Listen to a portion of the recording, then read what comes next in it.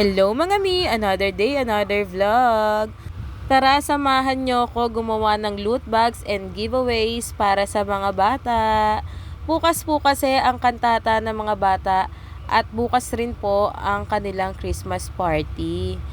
Mauuna nga muna yung kantata nila, 6:30 po mag-i-start ang program. Pagkatapos nga nila sumayaw at kumanta sa Christmas kantata ay babalik na sila sa room para naman sa kanilang Christmas party. So ayan na nga mga mare, alas 7 pa lang ng umaga ay nabili na kami sa Kligan, dun sa may Paco para mas mura. Worth 1,000 nga yung nabili nating candies mga mare at sobrang dami na niyan. Ayan nga pala yung nabili kong loot bag sa Blue App mga mare. Napaka-cute at iba-ibang kulay kaya ang gandang tignan. Bukod nga sa mga binili nating candies mga mare ay may mga estudyante rin nagdala ng candies. Yung ibang parent naman na wala ng time bumili ng candies ay nag-send na lang sila ng mga pambili. Nagbabalot pa nga lang kami ng candies at ayan, tuwan-tuwa na yung mga bata, gustong-gusto na nila talagang kunin.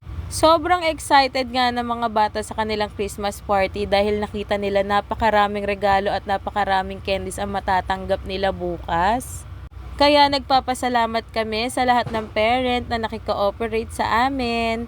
Malaking bagay po yung mga binigay nyo para sa mga bata at marami na pong mabibigyan.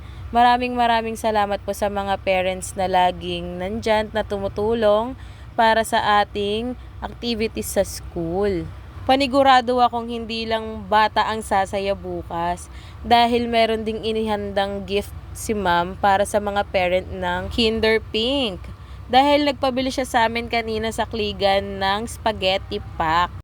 Ayan na nga mga mare, tapos na namin balutin yung mga loot bags at nandito na kami sa pa-premyo namin. Dadagdagan na lang namin yan ng toys bukas kasi hindi pa nadadala yung ibang toys at marami pang magdo-donate ng toys sa mga bata. McDonald's nga po pala ang pagkain ng mga bata bukas. 1-piece chicken with burger and drink. Ang inumin nga po pala nila ay Minute Maid na orange. At para sa mga parents naman ay nagpaluto kami ng menudo kay Dadad. Sobrang sarap kasi ng menudo ni Dadad kaya ayun yung napili naming ihanda sa room. At yung ibang parent ay magdadala rin ng iba pang pagkain. Merong cake, may ice cream, at kung ano-ano pa. May donuts para sa mga bata. Sobrang thank you po kami sa mga parent na nagbibigay po ng food and toys sa Kinder Pink. Sobrang thank you po. Sobrang happy po ng mga bata. Punong-puno po yung room ng regalo. Ayan namang sinasalansan ko mga mare. Ayan yung regalo ni Teacher Joss sa mga estudyante niya. Yung kulay green ay para sa boys at yung red para sa girls. Medyo marami nga yung boys natin, mga mare, kung mapapansin nyo. Tapos, yung nasa white, ayun naman yung pang-giveaways natin. Tapos, ito naman yung mga loot bags nila. O, diba, kabog, napakarami nilang matatanggap bukas. Pagkatapos nga namin isalansan yan, mga mare, ay gumawa naman kami ng parang chimney sa dingding. Para naman dun sila magpipicture bukas para maganda yung background.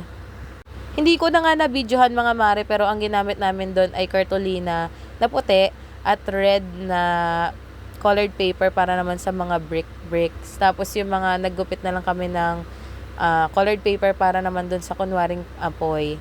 Tapos doon na rin namin nilagay yung iba pang regalo. Nilipat namin yan lahat, inayos namin ulit. Ayan, kung makikita na dyan pa yan nakalagay, mamaya nandun na siya sa may ilalim ng chimney kasi nilipat namin kasi mas maganda doon tignan.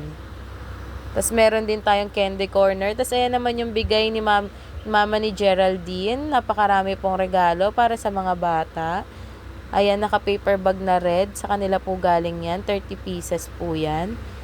Ayan po yung ginawa naming design. Yun lang mga mare. Pa-like and share. Thank you!